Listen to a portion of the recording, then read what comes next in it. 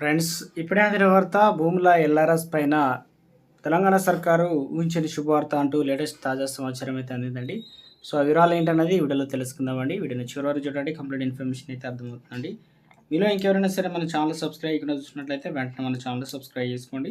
ప్రభుత్వం నుంచి వచ్చే లేటెస్ట్ అప్డేట్ అని కూడా అందరికంటే ముందుగానే అందించడం జరుగుతుంది. అదేవిధంగా లైక్ చేయడం మర్చిపోతున్నారు, దయచేసి లైక్ చేయండి. లేట్ చేయకుండా వీళ్ళకైతే వెళ్ళిపోదామండి. మనం తెలంగాణ ప్రభుత్వం గత 4 ఏళ్లలో లేఅవుట్లను క్రమబద్ధీకరించుకొని ప్రజలకు శుభవార్త చెప్పింది. అనధికార లేఅవుట్లలో ప్లాట్లను క్రమబద్ధీకరించుకునేందుకు తీసుకొచ్చిన లేఅవుట్లు రెగ్యులేషన్ స్కీమును మరింత పకడ్బందీగా అమలు చేయాలని ప్రభుత్వం నిర్ణయించింది.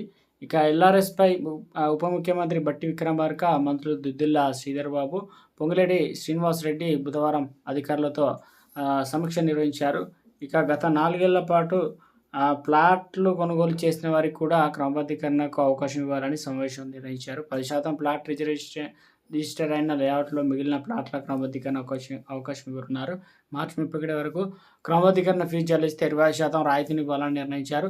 నిషేధిత జాబితాలోని భూముల పట్ల అప్రమత్తంగా ఉండాలని అధికారులు మంత్రులను ఆదేశించారు. సబ్ రిజిస్టర్ కార్యాలయంలో వద్ద చెల్లింపులు చేసి ప్లాట్ల రిజిస్ట్రేషన్ చేసుకోవాలని సూచించారు. ఇక ఎల్ఆర్ఎస్ సంబంధించినటువంటి ప్రభుత్వానికి 25.67 లక్షల దరఖాస్తులు రావడం గమనార్హం. ఇందులో ప్లాట్లకు సంబంధించింది 25.53 లక్షల దరఖాస్తులు అయితే ఉండగా, లేఅవుట్లకు సంబంధించి 0.13 లక్షలు అయితే ఉన్నాయన్నమాట.